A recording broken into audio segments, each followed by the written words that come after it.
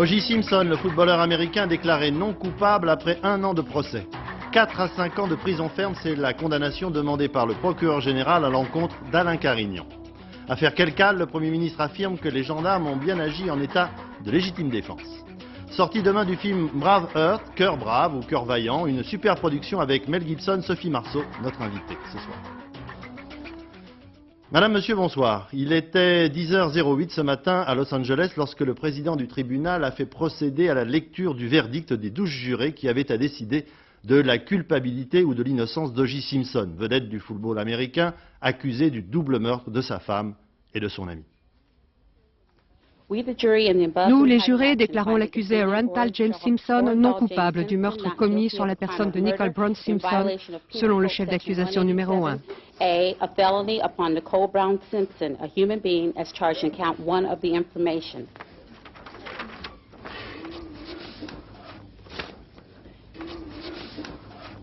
Nous, les jurés, concernant l'accusé Rental James Simpson, le déclarons non coupable du meurtre de Ronald Goldman, selon le chef d'accusation numéro 2.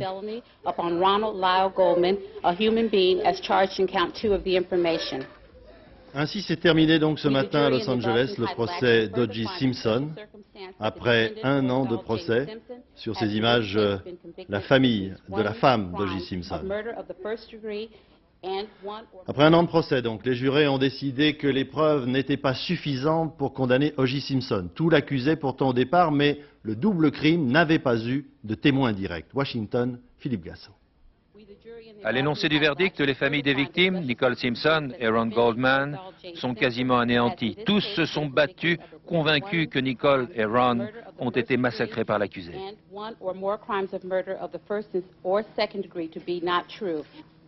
Quand le juge Ito demande que soient vérifiées les enveloppes déposées par le jury, les secondes sont des éternités pour l'accusé. Il cherche des yeux un indice, un signe.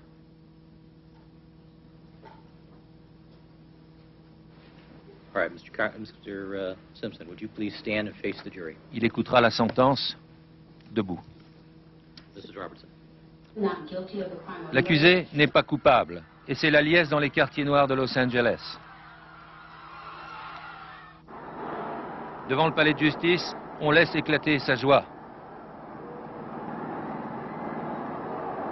Dans la communauté blanche, on est abasourdi. Incroyable, avec un tel dossier. O.J. Simpson est un homme libre.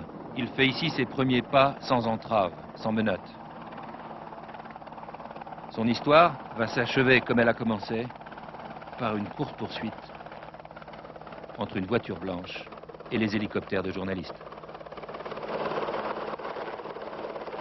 Le procès est donc terminé, mais il faut maintenant revenir sur les raisons peut-être de ce verdict. Vous savez qu'au fur et à mesure de ce procès, on a évoqué le problème racial aux États-Unis. On se demande ce soir si ce problème n'a pas en quelque sorte influencé les jurés. Washington, Philippe Gassot. Ce soir, les Noirs, ou plutôt les African Americans, comme on les appelle ici, ont de quoi se réjouir. Ils ne pensaient pas voir O.J. Simpson si vite en liberté. Johnny Cochran a donc plaidé ce qu'il fallait, c'est-à-dire un complot de la police de Los Angeles contre le champion de football. Côté communauté blanche, on est plutôt abasourdi car on pensait que le dossier contenait des preuves quasiment irréfutables. Eh bien, on doit ce soir se rendre à l'évidence. Le doute a profité à l'accusé. Et une déclaration du fils aîné d'O.J. Simpson à la sortie du tribunal qui a déclaré « Mon père va maintenant s'acharner à démasquer le ou les vrais coupables de ce double meurtre ». Autant le procès d'O.J. Simpson a été surmédiatisé, retransmis en direct pratiquement de bout en bout, autant en Angleterre, c'est tout le contraire qui va se passer à l'occasion du procès de Rosemary West, tueuse en série accusée de 10 meurtres, dont celui de sa propre fille. Elle est seule sur le banc des accusés car son mari s'est suicidé en prison. Londres, Bernard Lebrun. Escorte et circulation bloquée quand le fourgon cellulaire de Rosemary West regagne la prison. La vie s'arrête un peu dans cette petite ville. Mais on notera le calme absolu et la retenue du public. Le silence imposé aux médias y est sans doute pour beaucoup Et voici son responsable qui s'avance, l'honorable juge Mantel, maître des lieux et président des débats. Sa philosophie est simple, pas de cirque médiatique, l'Angleterre n'est pas l'Amérique. Alors, à chacun des 180 journalistes présents, il a adressé cette note, une liste de restrictions. Aucun compte-rendu des débats, hors la présence des 12 jurés, pas de harcèlement des témoins, des familles ou des avocats. Démonstration avec Maître Ferguson, le défenseur de Rosemary West. Maître, s'il vous plaît, quelle est votre première impression? Je ne peux rien dire, sinon je vais en prison. L'avocat en sourit, mais pas le juge qui menace en effet d'enfermement, ni la presse qui dénonce les restrictions. Les gens de ce pays ont besoin de mieux comprendre leur système judiciaire. Donc il est peut-être temps de laisser rentrer les caméras dans les cours afin que les gens voient par eux-mêmes la justice britannique en action. On l'aura compris, en cette première audience, très brève et très technique il est vrai, le juge a volé la vedette à son accusé. Durant la pénible lecture des 10 meurtres dont elle est accusée, Rosemary West n'a pas bronché. Elle plaide non coupable et ce sera à l'accusation de prouver dans les 2 mois qui viennent sa culpabilité. Dans cette affaire, comme sur les lieux du crime devant la maison de l'horreur, il n'y a plus rien à voir, mais tout à comprendre. C'est une totale coïncidence, mais le procès qui s'est ouvert aujourd'hui à Winchester est exactement à l'opposé de celui qui s'achève aux États-Unis. Ici, pas de médias qui se fassent l'avocat de l'accusation ou de la défense, seul compte la sérénité du jury.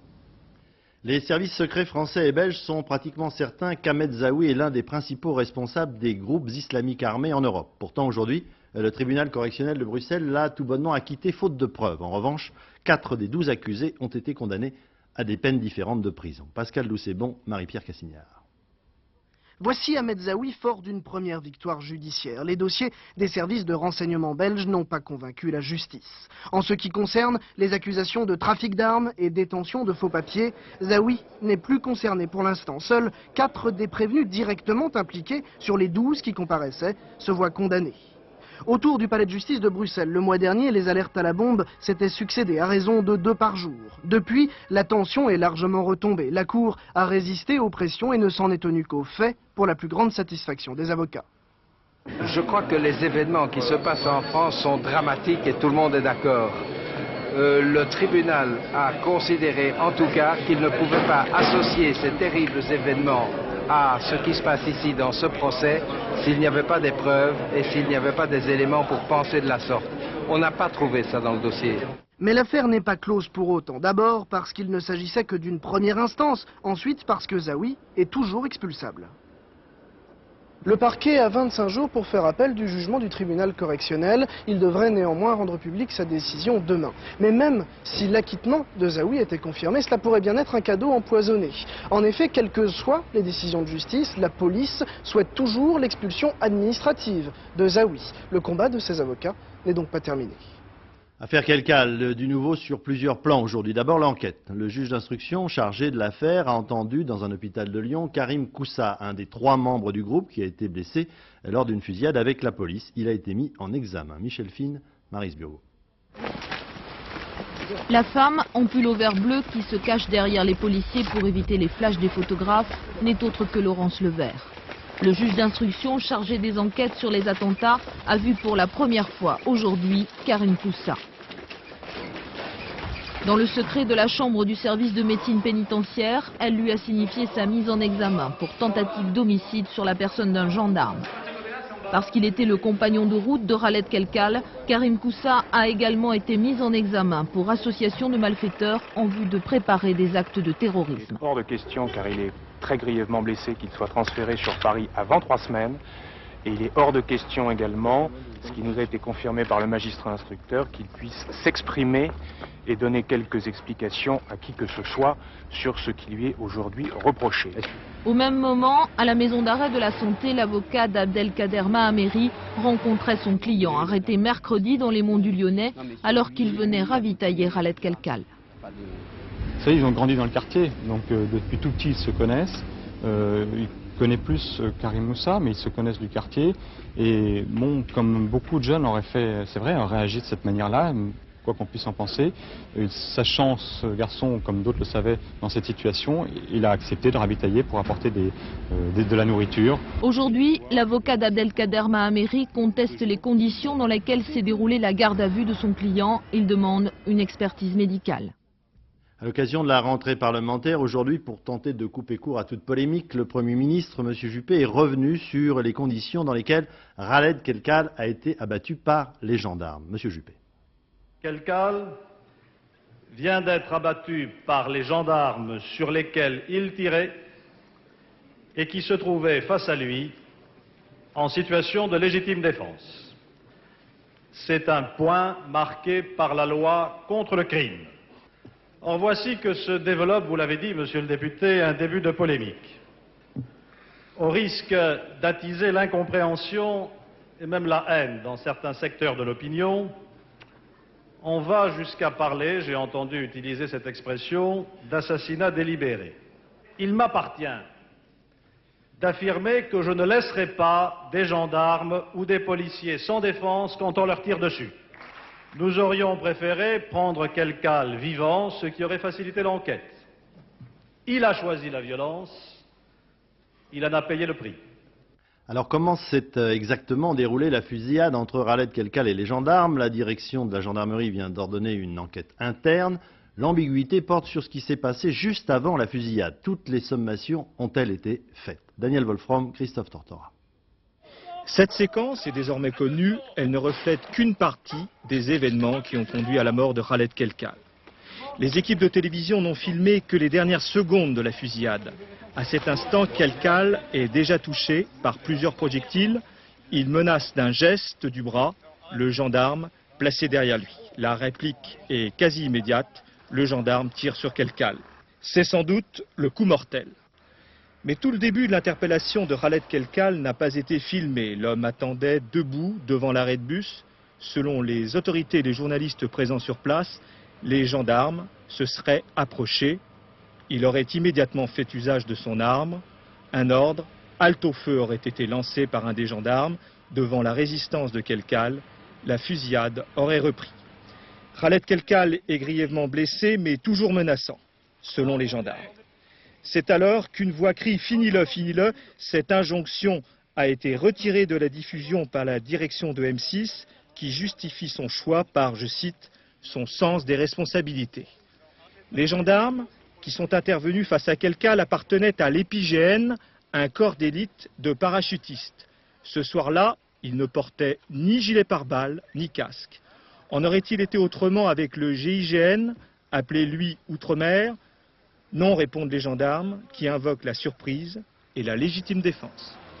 J'ajoute que ce soir, le recteur de la mosquée de Paris, M. Boubaker, et les responsables de la grande mosquée de Lyon lancent un appel au calme et au respect des règles de la République aux jeunes des banlieues de Lyon et de Paris. Et le président Jacques Chirac a reçu cet après-midi les membres du Haut Conseil de l'intégration. M. Marceau, son président, s'est déclaré inquiet des amalgames qui peuvent s'opérer entre une majorité de ces jeunes de banlieue qui veulent s'intégrer réellement et une minorité, disons, agissante qui risque d'entraver gravement ce processus d'intégration.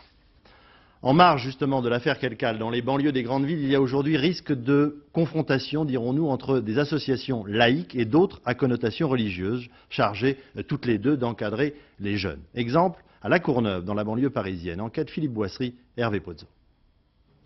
Moi, je me demande par exemple à Monsieur le maire, s'il ferme cette association, quel sera l'avenir de nos enfants?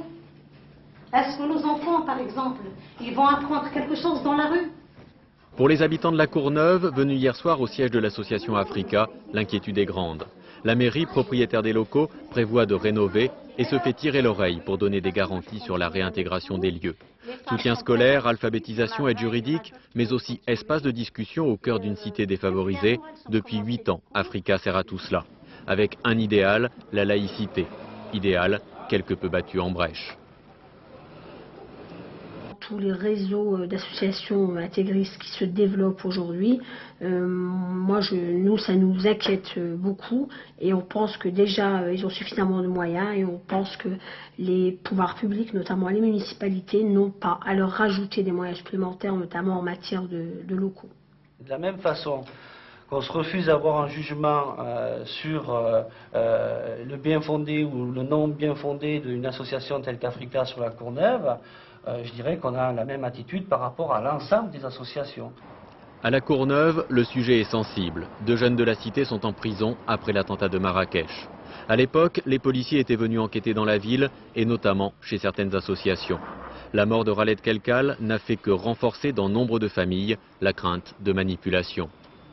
Encore ce matin, il y avait une très grosse émotion dans la cité, beaucoup de femmes aussi qui venaient nous dire à quel point elles étaient, justement, ça les avait touchées de voir comment il avait été tué, parce que beaucoup de femmes pensaient que leur fils aurait pu être à la place de ce jeune. Alors, hier soir, une pétition a été lancée pour défendre l'association et ses idées. 4 à 5 ans de prison ferme requis contre M. Alain Carignon. Même peine pour Jean-Louis Dutarès, son principal conseiller, et 3 ans contre Marc-Michel Merlin, ancien PDG de la Société des Eaux de Grenoble. Le tout assorti de très fortes amendes. C'était cet après-midi au tribunal de Lyon. Dominique Verdeillan, Jean-Louis Quérec. Alain Carignon apparemment impassible.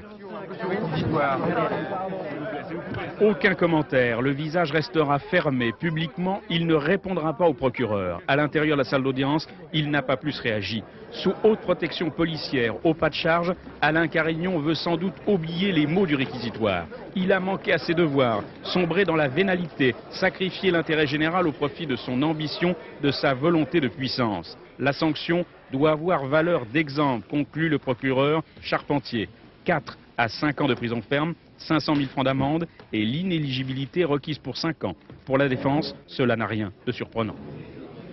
C'est la position du procureur et de l'accusation depuis le premier jour. Il n'y a rien de très nouveau.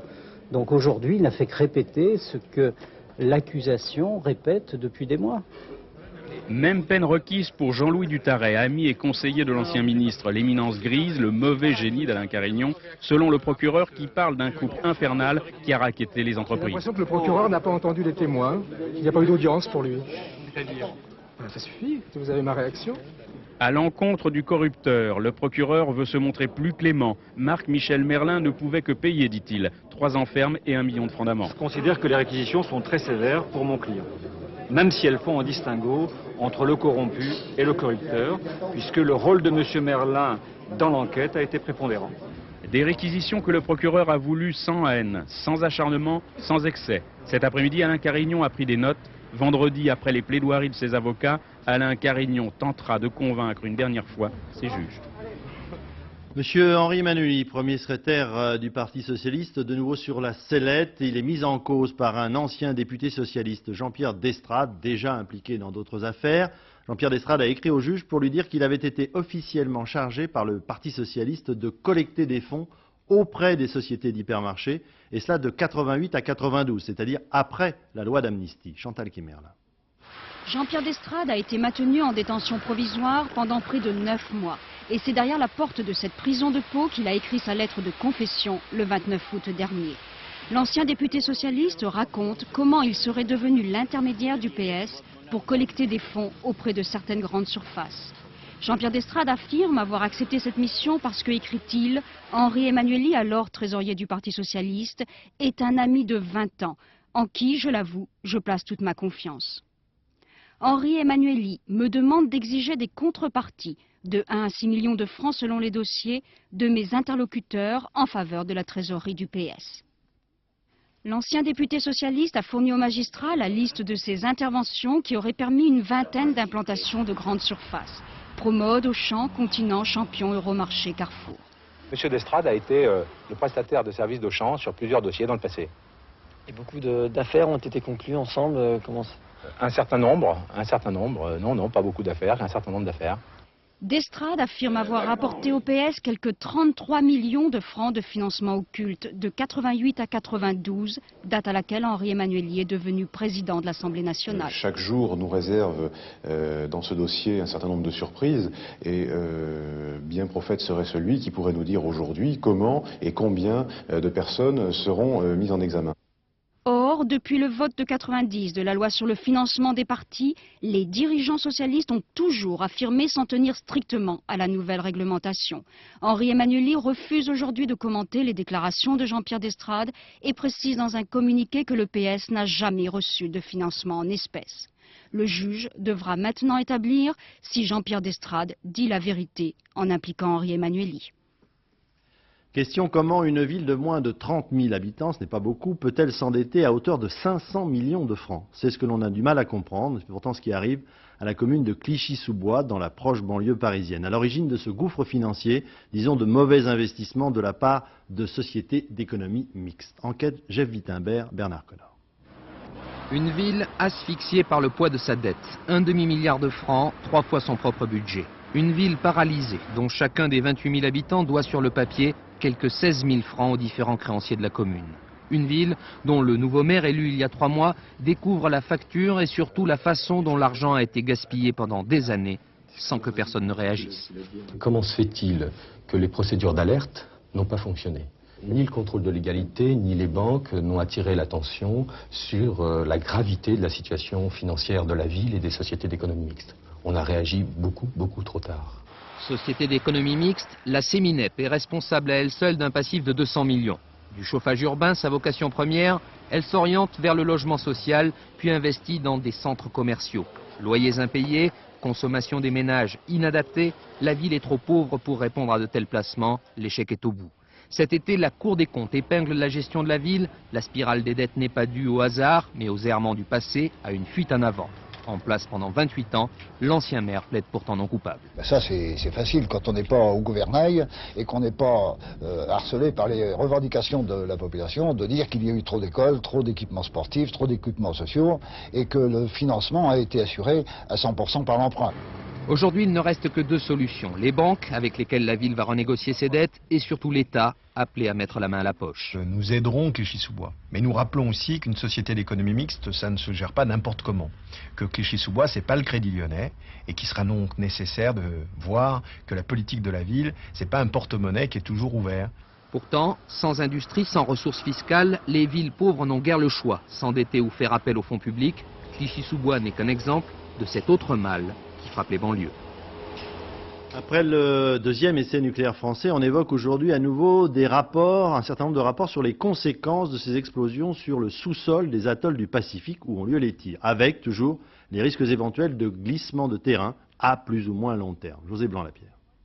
En surface, une corolle de corail qui semble poser sur l'océan. Mais dans les profondeurs de Mururoa, la plus grande décharge atomique du monde. L'équivalent d'un réacteur nucléaire piégé à plus de 600 mètres de profondeur. Une radioactivité d'une durée de vie de 500 000 ans. Là-dessus, tout le monde est d'accord. Mais la question que certains se posent, cette radioactivité peut-elle un jour s'échapper, migrer dans l'océan et l'atmosphère? Selon le CEA, le risque est nul. Les produits de l'explosion restent confinés dans la roche, elle-même vitrifiée par l'extrême chaleur du tir nucléaire. Pourtant, sur ce schéma simplifié, voici les fissures constatées sur plusieurs kilomètres à la surface de l'atoll. Une carte publiée aujourd'hui dans Le Monde et qui, d'après le journal, émanerait de l'armée elle-même. Elle aurait été réalisée en 1980 et sa publication ravive les doutes sur l'innocuité des essais à long terme. On sait que des volcans sous-marins actifs ou anciens ont des éboulements de pente dus à leur instabilité naturelle. Et qu'un tremblement de terre survienne, on augmente cette instabilité. Donc localement, une explosion, c'est un petit tremblement de terre.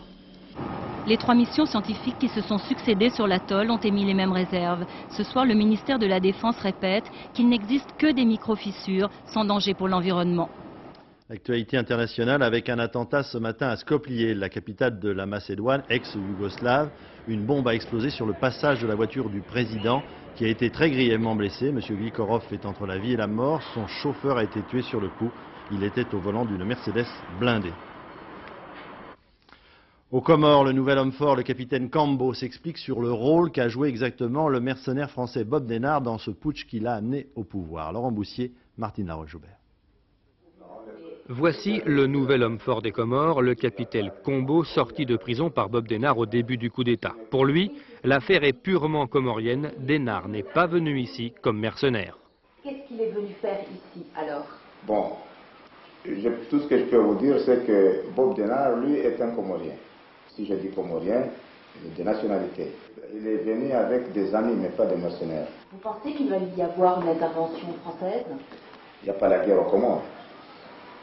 L'intervention française doit avoir lieu s'il y a la guerre ou si les ressortissants français sont menacés. Vous circulez dans le pays, vous voyez tellement le pays est calme. Tout est calme. Pourtant, les Comoriens s'interrogent. La plupart rejettent la possibilité d'un long séjour de Bob Denard sur l'île, tout en accusant la France et ses services secrets. Ce que j'accuse en premier lieu, c'est la France. Parce que Bob Denard ne peut jamais arriver ici sans que la France sache qu'il va arriver. La plupart des gens n'aiment pas Diouar, ça c'est vrai. Mais nous, la Denard non plus, on ne l'aime pas.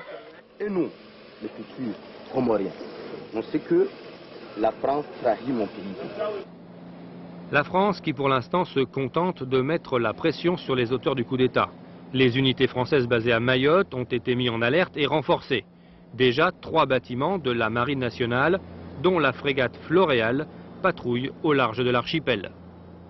Tour en France, les syndicats d'Air France justement et leur direction se sont retrouvés aujourd'hui après les grèves de ces derniers jours pour essayer de recoller les morceaux. Une réunion qui intervient au moment où la concurrence dans le transport aérien est encore plus terrible que jamais. Les compagnies américaines se rachètent en effet entre elles pour être encore plus performantes. Frédéric Grotta. Le transport aérien est à l'image de l'économie mondiale. La sortie de crise, le redécollage, poussent aux restructurations, aux rapprochements et aux concentrations en tout genre. L'endettement de ce secteur est énorme, estimé à 300 milliards de francs. C'est le résultat de 20 ans d'une concurrence acharnée. Initiée aux États-Unis, cette concurrence s'est exportée en Europe. L'objectif de toute compagnie digne de ce nom est de prendre des parts de marché sur les routes internationales. Les premiers Européens à réagir et à comprendre l'enjeu, British Airways. Les Britanniques prennent le taureau par les cornes, ils licencient 20 000 personnes et font repartir la compagnie de zéro. Aujourd'hui, ils sont leaders en Europe et ils détiennent des parts dans la compagnie américaine USR en passe d'être rachetée. Également en bonne santé, le hollandais KLM et depuis peu l'allemand Lufthansa. Les Français, eux, ont été beaucoup plus lents à réagir, ce qui explique les piètres résultats et un climat social difficile aujourd'hui. Le marché du transport est gigantesque, on attend 2 milliards de passagers en l'an 2000. En bref, le docteur Netter et le professeur Jacques Roux, respectivement directeur du Laboratoire national de la santé et directeur général de la santé au moment de l'affaire du sang contaminé, ont été mis aujourd'hui en examen pour complicité d'empoisonnement dans le cadre d'une nouvelle instruction de cette affaire. La France fête cette semaine les 50 ans de la sécurité sociale. L'occasion pour nous de remonter tout simplement dans le temps. Ève Mété. Incendie accidentel dans une huilerie de Marseille en 1952. 20 morts, 30 blessés graves. Ils seront soignés gratuitement, pris en charge par la sécurité sociale qui vient de naître. L'accident à l'usine, c'est là qu'on trouve l'origine de la sécurité sociale. 1898, début de l'ère industrielle, une loi impose aux patrons d'indemniser leurs ouvriers victimes d'un accident de travail. 1930, création d'une assurance maladie et d'une assurance vieillesse réservée aux salariés les plus modestes. Un financement partagé entre les patrons et les ouvriers. 2 ans plus tard, nouvelle loi. Les patrons doivent payer un sursalaire à leurs ouvriers, pères d'une famille nombreuse. Les prémices des allocations familiales. Mais ce n'est qu'à la libération que la sécurité sociale est réellement créée. L'ordonnance du 4 octobre 1945 regroupe les systèmes existants et étend la protection sociale à tous les salariés, cette fois-ci, quelle que soit leur rémunération. C'est Pierre Larocque, ex-directeur de cabinet du ministre du Travail avant-guerre, qui est chargé de mener à bien le projet. Ces caisses ont pour rôle de garantir des moyens d'existence à tous les travailleurs qui se trouvent privés de ressources par suite de maladies, de maternité, d'invalidité ou de vieillesse. La guerre avait créé un brassage de populations qui a mélangé les populations des différentes catégories sociales. Et par conséquent, créé un esprit de solidarité qu'on trouvait beaucoup moins dans la période antérieure. Il faudra attendre 1961 pour que les agriculteurs, les commerçants et les professions libérales aient aussi un régime d'assurance maladie. 1978 pour que la sécurité sociale soit généralisée à l'ensemble de la population. Entre 1945 et aujourd'hui, l'espérance de vie des hommes en France est passée de 63 à 73 ans, celle des femmes de 69 à 82 ans. C'est dû au progrès de la médecine, c'est dû aussi à la sécurité sociale. Cinéma, Braveheart, quelque chose comme Cœur vaillant, traduit en français, c'est le titre d'une super production, on peut le dire, dirigée et jouée par Mel Gibson, qui sort demain en France, l'aventure d'un paysan écossais s'attaquant à la toute-puissante Angleterre aux alentours du XIIIe siècle. Aux côtés de Mel Gibson, Sophie Marceau, qui est notre invitée ce soir, mais d'abord le film, Nicole Cornu-Langlois. Un nouveau défi pour Mel Gibson. Débordant d'énergie et d'enthousiasme, il s'est attaqué à l'épopée du rebelle William Wallace, paysan écossais menant une armée de gueux contre les tyrans anglais gouvernés par Édouard Ier. Car ils peuvent nous ôter la vie, mais ils ne nous ôteront jamais notre liberté! Ce héros a pour lui courage, loyauté, passion et ruse. I watched all the battle films I could lay my hands on to see the kind of territory that's been covered before and then tried to go further with it and really get the feeling of what it must be like to be in the middle of a 13th century battle. Get the smell of it. Your friends are being hacked to pieces.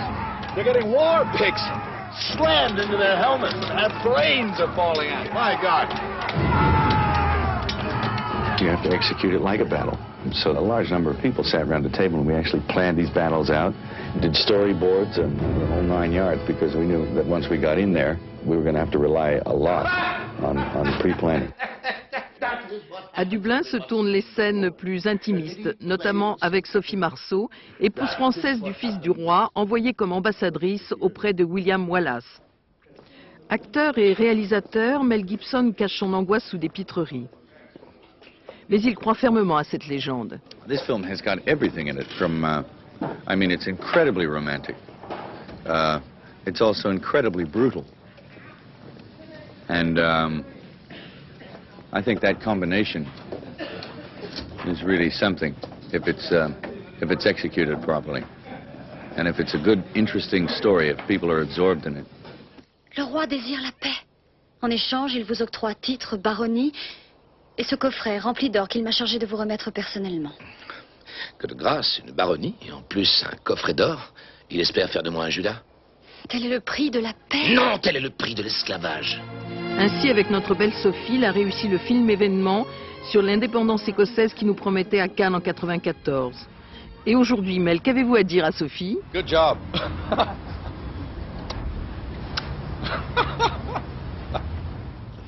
Sophie Marceau, bonsoir. Bonsoir. Alors justement, on va répondre tout de suite à Mel Gibson. Comment ça s'est passé ce tournage avec lui? Avec lui ou ce tournage? Les deux. Oh, il était très dispersé, il avait beaucoup de choses à faire. Et puis moi, bon, on regardait toutes ces scènes de bataille. Moi, j'étais plus au chaud, dans des scènes plus intimistes. Et, enfin, j'ai regardé un petit peu tout ça. Non, c'était bien. Et puis j'ai découvert l'Irlande, qui est un pays extraordinaire. Enfin, tout ça, c'était très intéressant. Alors, dans ce film, il faut le dire carrément, vous n'avez pas le premier rôle. Non. Vous êtes une grande vedette en France, en Europe. Qu'est-ce qui vous a poussé à accepter, disons, un rôle moyen, pour pas dire un petit rôle? Non, c'est un joli rôle. Et puis c'est le rôle d'une princesse. Et je crois que c'est difficile de refuser ça. On m'a proposé le rôle de jouer une princesse française. J'étais ravie de faire ça. C'était un joli rôle court, certes, mais bien écrit. Et puis je représentais les couleurs de mon pays. Quoi. Vous n'avez pas eu de problème d'ego, parce qu'on parle toujours de ça non. à propos des actrices ou des acteurs? Non, j'en ai pas Enfin, pas trop en termes généraux. Juste un petit peu, juste qu'il faut. Juste un petit peu, non. Et puis c'était l'occasion aussi de faire un film américain, entre guillemets. Alors qui justement, vous ouvre quand même des portes un peu plus larges. Justement, le cinéma américain, alors les tournages sur les films américains, est-ce que c'est très différent? Parce que je sais que parfois vous avez un avis un petit peu mitigé sur le cinéma français. Vous dites on blablate beaucoup, on se regarde le nombril. Là, c'est grand professionnel. Non, je veux dire, c'est la même chose. Un film se fait de la même façon, où que ce soit en Albanie, en Amérique ou en France. Ils en font peu en Albanie, malheureusement. Oui, malheureusement. Il faudrait en faire plus un peu partout dans le monde. Alors, est-ce que c'est très différent? Non, le tournage n'est pas très différent. Les cultures sont différentes, les gens sont différents. Et ça, c'est intéressant. C'est vrai on est moins chochotte sur les films, on est plus professionnel. C'est ce qui semble chez les Américains. C'est une culture très différente. Nous avons des états d'âme, nous avons une culture plus existentialiste, on se pose des questions. C'est vrai, c'est pas mal de se regarder le nombril, parce que on regarde le nombril du monde aussi un peu. Eux, ils vont plus à la performance, au rythme. Ils ont une autre façon de voir le monde. Ils vivent vivent comme ils tournent comme ils vivent. Nous, on est plus compliqué que ça. Et non, mais c'est intéressant, les deux, de toute façon. Je crois que c'est bien de pouvoir faire les deux. C'est un beau film quand même. C'est du cinéma, ouais, quoi. Je trouve, c'est pas mal. Du cinéma, du grand cinéma. Ouais. Alors, dernière chose, vous avez envie de réaliser des films, c'est ce qu'on dit. C'est ce qu'on dit. Qui dit ça? Je sais pas, j'ai lu ça dans un article sur vous, disant j'aimerais bien réaliser un film. Même avant ce film, vous demandiez si vous alliez continuer d'une certaine façon le cinéma. On se pose la question tous les jours. Ouais. Métier d'acteur est un métier complexe, qu'on aime à la folie et qui en même temps ne rend pas toujours très heureux. C'est pas un métier très constructif, donc je crois qu'on a besoin, à côté de ça, d'avoir des béquilles et d'essayer de construire autre chose. Et pourquoi on pense à la réalisation, on pense à la vie aussi, quoi. Et puis la réalisation parce que aussi on a envie de peut-être se mettre un peu plus à nu, et puis quand on écoute les infos, je sais pas, d'avoir un point de vue sur le monde qui est très personnel. Ouais. Question personnelle pour terminer, vous avez un fils, Vincent, on l'a vu il y a quelques mois, il a quel âge maintenant? Il a 2 mois et 9 jours. Ça se passe comment? C'est magnifique. Vous ne regrettez rien, c'est fantastique? Oh mon Dieu, qu'est-ce que je pourrais regretter? Non, surtout pas ça, non. Il est gentil, il est sage? Oui, enfin, il est tout, quoi. Je peux pas vous dire le contraire. Merci Sophie Marceau. Donc Braveheart, ça sort demain dans les salles en France. Vous restez avec nous. Je voudrais vous proposer maintenant de regarder le retour de l'homme le plus fort du monde. David Douillet, championnat du monde de judo, toute catégorie, est rentré du Japon. Il a conquis son titre. Sa première visite cet après-midi a été pour des jeunes qui veulent suivre son exemple. François Baban, Nathalie Gallet. On a beau être le judoka le plus fort du monde, il y a des accueils qui intimident. À peine revenu du Japon, c'est à ces petits jeunes du sport-études judo du Paris Saint-Germain que David Douillet a rendu sa première visite. Le champion du monde a le sens de la famille. Vous m'avez soutenu, vous êtes venu m'accueillir à l'aéroport hier et je tenais à vous remercier symboliquement en venant vous voir aujourd'hui. Voilà. Le succès déjà ancien du judo en France au plus haut niveau, c'est ça, la volonté permanente de transmettre sa réussite et son savoir aux voisins. La visite de Douillet, c'est de la courtoisie, d'accord, mais c'est aussi une démonstration, au passage, du mouvement qui lui a permis de remporter la finale dimanche. Bref, une leçon, une vraie. Je ne vais pas le faire parce que vraiment ça fait mal. Pensez à bien pousser comme ça. Et comme c'est une vraie leçon, en fait, il va le faire pour de vrai. Ok. Et en poussant, ce qui donne une qualité de judo, une qualité d'enseignement, une qualité de travail, c'est ça, c'est l'héritage, c'est des gens qui sont allés là-bas pour revenir avec des enseignements précieux. Ce sont les anciens qui ont souffert là-bas pour nous donner leur expérience. Sur les élèves, pas de doute, l'effet Douillet est évident. Bonjour. Bonjour. Qu'est-ce qu'il représente pour vous, David Douillet? Un vrai champion. Ouais. Depuis tout petit, j'ai un but, c'est ce qu'il a fait. C'est quoi? C'est un exemple? C'est un modèle? C'est tout, un exemple, un modèle. Pendant 2 heures, ils ont vu les paroles de leur double champion du monde. Ils ont même vu son or de près. Elles sont là, elles sont chez nous en France, elles vont y rester au moins pour 2 ans. Merci. Et dans 10 mois, on parie, il leur ramène celle d'Atlanta. Voilà, dans un instant, la météo, Nathalie Riouet, 20h50, un très grand film, Les Canons de Navarone, avec Grégory Peck.